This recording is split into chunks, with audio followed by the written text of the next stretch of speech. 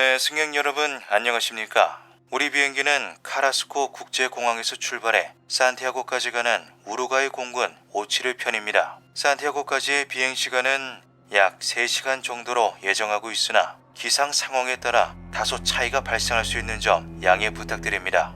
1972년 10월 12일 목요일 우루과이 몬테비데오의 아마추어 럭비팀 올드 크리스천 클럽은 같은 지역 내 럭비팀인 올드 보이스 클럽과의 경기를 위해 산티아고로 향하는 비행기에 몸을 실었습니다. 올드 크리스천 클럽의 회장 다니엘 후안의 전폭적인 지원으로 우루과이 공군이 직접 운행하는 군용 수송기를 전세기로 사용할 수 있었는데요. 선수단과 그들의 친인척을 포함한 승객 40명과 승무원 5명, 총 45명의 사람들이 이날의 여정에 함께했죠. 5,000시간이 넘는 비행 경력을 가진 줄리오 세사르 페라다스 대령이 기장을, 단테 액토리 라구라라 중령이 부기장을 맡았습니다. 안데스 산맥에 진입하기 전 기상 조건이 좋지 않다는 것을 확인한 페라다스는 날씨가 갤 때까지 아르헨티나 멘도사 공항에 체류하기로 결정했는데요. 다음 날인 10월 13일 여전히 궂은 날씨였지만 오후에는 괜찮아질 거라는 예보를 접한 조종사는 다시금 비행을 재개했죠. 오후 2시 18분 멘도사 공항에서 이륙한 571편은 최종 목적지인 산티아고를 향해 비행을 시작했습니다. 도착하는데 45분 정도밖에 걸리지 않는 짧은 구간이었지만 험준한 안데스 산맥을 넘어야 하는 코스이기에 비행에 만전을 기해야 했는데요. 오후에 맑게 갤 것이라는 일기예보는 완전히 빗나갔으며 산맥은 온통 두꺼운 구름들로 자욱한 상태였죠. 베테랑 조종사였던 페라다스는 안데스 산맥을 29번이나 횡단한 경력을 가지고 있었기에 승객들을 안전하게 산티아고까지 데려다 줄 수 있을 거라 확신하고 있었습니다. 산티아고 관제탑 들리십니까? 우루과이 공군 571편입니다. 현재 쿠리코 상공 통과했습니다. 오후 3시 21분 순조롭게 안데스 산맥을 지난 공군 571편은 현위치를 보고했는데요. 안데스 산맥을 넘은 뒤 마주하는 첫 번째 도시 쿠리코는 산티아고에서 약 190km 떨어진 곳으로 곧 착륙공항에 도착할 것을 알리는 기준점이었죠. 오후 3시 24분 라구라라는 착륙 준비를 위해 고도 하강 허가를 요청했습니다. 하지만 이는 커다란 착각이었는데요. 571편은 아직도 안데스 산맥 한복판을 날고 있었던 것이었죠. 이유는 바로 조종사들의 중대한 착각 때문이었습니다. 라구라라는 기상 악화로 인해 시계 구분이 잘 되지 않자 시간과 속도를 토대로 기체의 위치를 짐작하는 추측 항법, 일명 데드 레코닝을 통해 이 같은 판단을 내렸는데요. 그것은 크나큰 착오였지만 기장이었던 페라다스 또한 부기장의 치명적인 실수를 감지하지 못했죠. 산티아고 관제탑입니다. 571편 하강 허가합니다. 고도 3,500m까지 하강 바랍니다. 이들의 실수를 눈치채지 못한 것은 관제탑 역시 마찬가지였습니다. 일반적으로 관제탑은 레이더를 통해 항공기 좌표를 실시간으로 추적함으로써 조종사들에게 적절한 지시를 내리는데요. 그러나 이 당시 안데스 산맥은 레이더 사각지대로 조종사들의 무전 보고만 가지고서 관제할 수밖에 없었기 때문이죠. 더욱 큰 문제는 현재 항공기가 위치한 구간이 해발고도 4,000m 이상의 산들이 포진한 곳이었다는 점입니다. 즉 고도를 3,500m로 낮춘다는 것은 말 그대로 비행기를 산 중턱에 내리꽂는다는 것과 같은 말이었는데요. 엎친 데 덮친 격으로 하강을 시작하면서 심한 난기류를 만난 기체는 더욱 빠른 속도로 지면과 가까워지기 시작했죠. 오후 3시 34분 지형 충돌 경고음이 미친 듯이 울려대자 조종사들은 뒤늦게 사태를 파악합니다.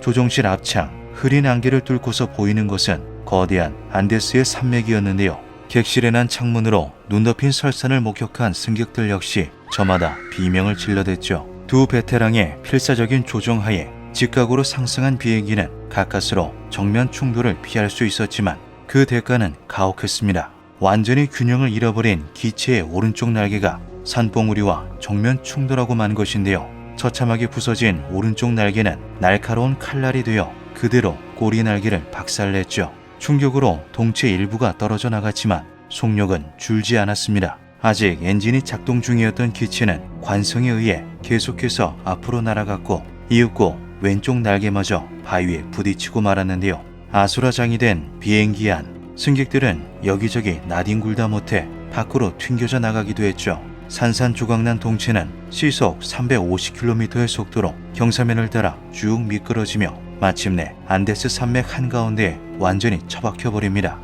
가까스로 정신을 차린 사람들은 눈앞의 상황에 경악했는데요. 이미 절명해버린 친구, 끔찍한 부상에 비명을 지르고 있는 동료들, 고통과 충격에 못 이겨 실신해버린 가족들까지 곧이어 느껴지는 서늘한 한기에 생존자들은 본능적으로 이곳이 고산지대 한복판이라는 것을 깨달았는데요. 추락 지점은 해발 고도 3660m 지점이었죠. 의대생이었던 로베르토 카네사가 구스타보 제르비노와 함께 중상자를 응급처치하며 생존자를 파악한 결과 조종사 페라다스를 포함해 승무원 3명과 승객 9명이 현장에서 즉사한 것으로 확인됩니다. 같은 시각 관제탑은 착륙을 준비하던 비행기가 보이지 않자 무언가 일이 터졌다고 직감했는데요. 곧바로 항공사와 군 당국에 실종 보고가 접수되며 구조대가 특파되었죠. 오후 6시경 우루과이 공군 571편의 소식이 언론을 통해 대서특필됩니다. 사고 발생 다음날 우루과이를 포함해 인접 국가인 아르헨티나와 칠레의 지원하에 여러 대의 항공기가 투입되어 실종자 수색에 박차를 가했는데요. 생존자들 역시 구조기에 눈에 띄기 위해 필사적으로 움직였죠. 땅 위에 SOS 문구를 새기고자 립스틱을 이용하기도 했으며 짐을 한데 모아 십자가를 만들어 구조대원들의 주의를 끌고자 했습니다. 이윽고 눈앞에 항공기가 지나가자 승객들은 환호하기 시작했는데요. 그러나 눈 덮인 설산 위에 놓인 새하얀 동체를 발견하리란 쉽지 않았죠. 눈앞에서 첫 번째 구조 기회를 놓친 생존자들은 망연자실했습니다. 몇 시간 후 가까스로 목숨을 부지하며 구조 소식을 기다리던 생존자들이 연이어 사망하고 말았는데요. 부상 정도가 심했던 부조종사 라구라라를 포함해 4명의 승객, 총 5명이 끝내 눈을 감고 말았죠. 그리고 곧 남아있던 생존자들에게 첫 번째 공포가 들이닥쳤습니다. You could feel the cold on your bones. I mean, when it's very cold, your skin gets anesthetized, and then you feel like a pain on the bones. And we had to hit each other when we were at the first expedition that we didn't have made a sleeping bag yet, in order to keep your blood from freezing. Yeah, we didn't have any clothes, just normal shirts and blue jeans and normal shoes, because we were flying on a plane and suddenly 10 seconds later we were stranded at 15,000 feet. And most of us had never seen snow before, had any mountaineering experience, because there is no snow in our country and there are no mountains in our country.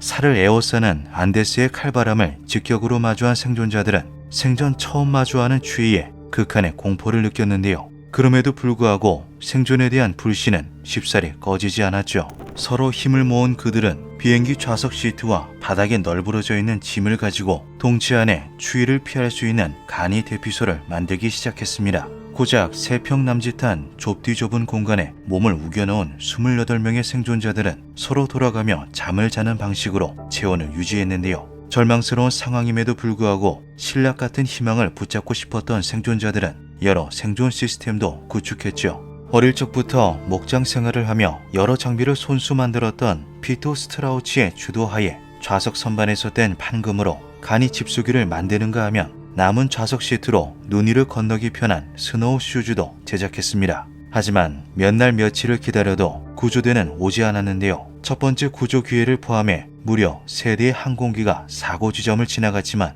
매섭게 몰아치는 눈보라에 생존자들을 찾지 못하고 그냥 돌아가 버렸죠. 어느덧 고립 8일째, 설령 생존자가 존재했다 하더라도 이러한 날씨 속에서 살아남기란 불가능하다고 판단한 구조대원들은 끝내 구조활동 중단 결정을 내립니다.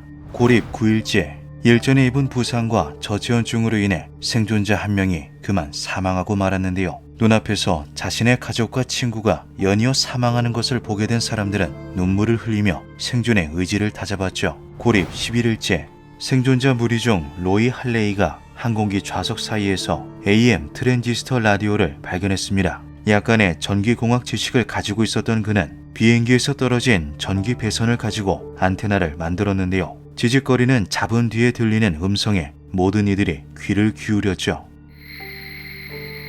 우루과이 럭비팀 올드 크리스천이 탑승한 비행기 수색 작업이 종료되었습니다. 그 짧은 말은 모두를 절망으로 빠뜨리기에 충분했습니다.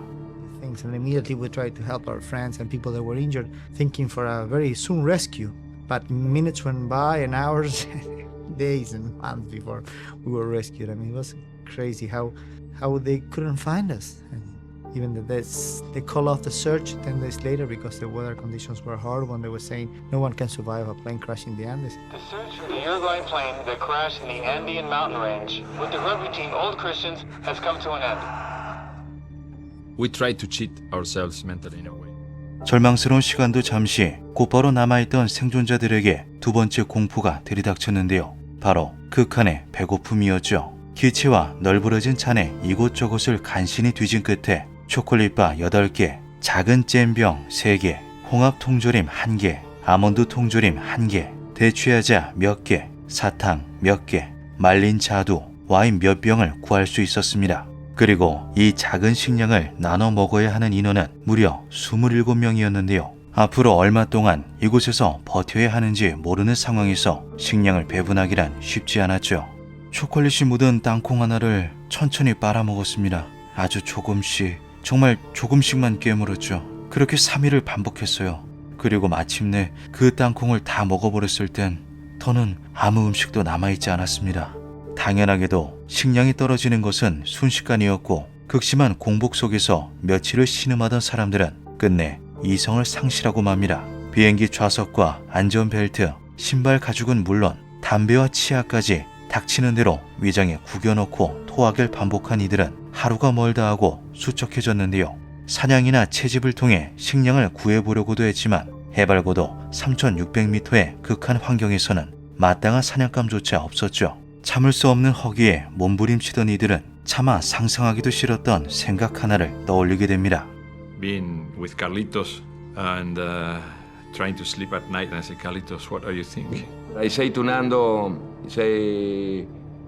Nando, nothing is left in the little the chocolates. And Nando told me, Carlitos, I'm going to eat the pilot. 바로 죽은 조종사를 비롯해 사망자의 시신을 먹자는 것이었는데요. 안데스 산맥의 고지대, 그것도 밤에는 영하 30도까지 떨어지는 극한의 환경은 시신을 온전히 보존하는 냉동고나 다름없었죠. That it's logic to say that because Nando lost his mother and his sister after. So, as I used to say, consciently or unconsciently, he was, the responsible of the whole thing is the pilot. So. 그렇다고 할지라도 이를 실행에 옮기기까지는 수없이 망설일 수밖에 없었습니다. 생존자들은 모두 가톨릭 신자였으며 사망자 대다수가 이들의 친구나 가족이었기 때문인데요. 그러나 식욕이라는 가장 원초적인 욕구 앞에 놓인 인간은 그 어떤 이성도 종교적인 신념도 무색할 뿐이었죠. 결국 오랜 토의를 걸친 끝에 조종사들의 시신을 먼저 사용하는 쪽으로 결정됩니다. 조금이나마 죄책감을 덜어내기 위해 정서적으로 가깝지 않은 인물부터 선택한 것인데요. 로베르토 카네사는 깨져있는 유리 조각으로 시신의 살점을 잘라내기 시작했죠. Your mouth doesn't want to open because you don't want to swallow a piece of a dead person. And then I thought of my mother, that she told me if one of my sons dies, I couldn't make it in life. I would die myself. So I said, if for not giving up, I have to eat this piece, I just swallow it and nothing. 그렇게 생존자들은 조심스레 시신을 나눠 먹기 시작했습니다. 그러나 동시에 끝까지 섭취를 거부하며 자신의 신념을 지키는 이들도 있었는데요. We all made a pact. Each one of us offered their body if it meant the others would survive. It was similar to a communion. Like Christ in the communion, we were offering our bodies to each other. 하지만 시신은 빠르게 고갈되었고 결국엔 세상을 떠난 친구와 가족들의 시신을 사용해야 하는 지경까지 다다랐죠. The only thing we have there to eat was the bodies of our friends. So that's the difficult part because they have a face and we saw them. We start realizing it was the only way. If we want to live, we must eat the bodies. I could overcome all the taboo of thousands of years of civilization. But my body, when I started doing it, refused it. No? It was effective. 제 아무리 자신을 합리화해 보아도 입안에 물고 있는 그들의 성취는 쉽사리 삼켜지지 않았습니다. 10월 29일 고립 17일째 자정 무렵이 되자 지면이 강하게 흔들리기 시작했는데요. 하나둘 잠에서 깬 이들이 상황을 채 살펴보기도 전에 엄청난 양의 눈더미가 동체를 집어삼켰죠. 동체는 완전히 파묻혀 버렸으며 내부 천장까지 차오른 눈은 숨 쉬는 것조차 불가능하게 만들었습니다. We were buried alive completely by snow. But when we started to realize what was happening, that moment everything crashed into the plane and we were covered by tons of snow and we couldn't move. And Roberto was covered also, I was covered, and it's even though if it's snow, it was packed snow, you know, and you cannot move one finger, nothing, you just cannot lift one arm. It's like cement, concrete. You don't know how much snow is over the plane, over you, but you know you're gonna die. 다행히 가까스로 눈 밖으로 빠져나온 로이 할레이가 서둘러 구조 작업을 시작했지만 결국 한밤에 들이닥친 눈사태는 8명의 목숨을 앗아가고 말았는데요. 눈사태는 마치 신이 우리 등을 칼로 찔러서 죽이는 것 같았다. 친구들의 허무한 죽음을 마주한 생존자들은 신과 종교에 대한 회의감마저 느꼈죠. 무엇보다 팀의 주장이자 생존자들을 이끌었던 마르셀로 페레즈와 유일한 여성 생존자로 중상자 간호에 헌신했던 릴리아나 메톨의 죽음은 남겨진 이들에게 더욱 큰 충격으로 다가왔습니다. 그로부터 2주 정도가 더 흐른 11월 15일과 18일 부상 부위에 퍼진 폐혈증과 감염으로 2명 사망, 사고로부터 무려 2달 가까이 흐른 12월 11일 사망한 이의 시신을 먹기를 거부한 끝에 영양 부족으로 1명 사망. 이제 남은 생존자는 겨우 16명에 불과했습니다. 생존자들은 결국 산을 넘어 도움을 청하기로 결심했는데요. 12월 12일 고립 61일째 생존자들 중 그나마 신체가 건강했던 로베르토 카네사, 페르난도 파라도, 안토니오 비신티니 원정대가 되어 산을 오르기 시작했죠. 목표는 단 하나, 산 너머의 마을로 가 생존 사실을 전하는 것뿐이었습니다. 춥다 못해 폐 구석구석까지 얼려버릴 듯한 매서운 칼바람과 고산지대의 희박한 산소는 한 걸음조차 내기 힘들게 만들었는데요. 12월 14일 고립 63일째 생각보다 길어지는 원정에 위기감을 느낀 세 사람은 남은 여정에 필요한 식량을 계산하고 그것을 조금이라도 더 비축하기 위해 비신틴을 기체로 돌려보내기로 결정하죠. 카네사와 파라도는 다시금 등반을 이어갔고 약 3시간 후 마침내 산 정상까지 오르는데 성공합니다. 두 사람은 눈앞에 민가가 펼쳐져 있을 것이라는 기대에 서둘러 주변을 돌아보았는데요. 그러나 펼쳐진 광경은 오로지 눈뿐이었죠. It took us 3 days to climb the first mountain. And the worst part was the last part of the third day, when I reached the summit of the mountain. And I thought I was going to look into a green valley with roads. And then I realized I was in the middle of the Andes range. I couldn't see anything but peaks and peaks and peaks surrounded by mountains, 360 degrees around me. 절망적이게도 그들을 기다리고 있었던 것은 그저 황량한 설산뿐이었습니다. 12월 20일 고립 69일째 약 열흘에 걸쳐 산능선을 끝없이 내려온 끝에 산호세강에 도착한 두 사람은 강 건너편에 있는 농부 세르지오 카탈란을 발견하는데요. 한눈에 보기에도 심상치 않은 두 사람의 상태를 확인한 카탈란은 곧바로 경찰에 신고하여 이 사실을 알렸죠. 그렇게 수색이 종료된 지 2달 만에 구조 작업이 재개됩니다. 12월 21일 파라도와 카네사를 시작으로 12월 22일 6명이, 12월 23일 나머지 8명이 구조되며 처절하고도 잔혹했던 72일간의 생존기는 대단원에 막을 내리게 되죠. 생존자들의 귀환 소식이 전해지자 현지 언론은 물론 전 세계의 이목이 집중되었습니다. 그들의 생존기에 감동하고 귀환을 기뻐해주는 이들이 있는 반면 죽은 사람들을 식량으로 사용했다는 점을 문제 삼는 이들 또한 있었는데요. 일부 신문사에서는 이들의 행위를 두고 식인을 뜻하는 카니발리즘이라 말하며 야만적이라 비난하였죠. ¿Cómo pudieron sobrevivir ustedes? ¿De qué se alimentaban? Bueno, sobre el tema, sí, 가톨릭 측은 이들이 한 행동은 단지 생존을 위한 절박한 선택이며 죄가 아니다라는 입장을 보였습니다. 각국의 여러 전문가들도 극한의 환경에 처한 인간의 자연적인 생리 반응이라며 이를 비난할 것이 아니라 이해해야 할 문제라고 언급했죠. And I know 100% of the people who maybe are watching this program, they say, "Oh, I wouldn't have done it. If you were there, you would have done." 사고 이후 추락 지점은 눈물의 빙하라고 불리며 희생자들을 위한 추모 공간이 마련되었습니다. 그 치열했던 생존기는 여러 제작자들에게도 영감을 주었고 각종 영화와 다큐멘터리로 만들어지기도 했는데요. 안데스 항공 참사는 오늘날 안데스의 기적이라고 불리며 여전히 기억되고 있죠. 저는 산 전체를 보지 않아요. 그저 다음 한 걸음만 볼 뿐입니다. 삶도 마찬가지예요. 불확실한 일들이 너무 많지만 한 발 내딛지 않으면 얼마나 갈 수 있을지 알 수 없습니다. 기묘한 밤이었습니다.